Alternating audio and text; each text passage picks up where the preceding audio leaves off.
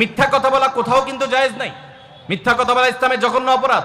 কিন্তু স্বামী স্ত্রী পরস্পরের সাথে প্রশংসামূলক, যেটাকে সহজ বাংলায় পাম্পট্টি বললাম, এই পাম্পট্টিমূলক বা প্রশংসামূলক মিথ্যা কথা বলা জায়েজ আছে। কিরকম?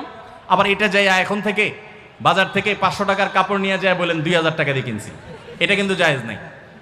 কেন জায়েজ নাই? কারণ কোনোভাবে যদি ওই 500 টাকার ট্যাগ মহিলা ধরে ফেলতে পারে, তাহলে মায়ের কিন্তু একটাও নিচে পড়বে না। বলবে মিথ্যুকের পুত মিথ্যুক, সারা জন্মে কাম করে আসছোস, তাইলে ওই রকম মিথ্যা কথা বলা যাবে না। আমার পরিচিত এক লোক আছে, সরকারি একজন কর্মকর্তা বড়, উনি বলেন যে মহিলাদেরকে বাজার করে খুশি করার মতো কঠিন কাজ আরেকটা খুব কম আছে। যারা সংসার করেন তারা জানেন।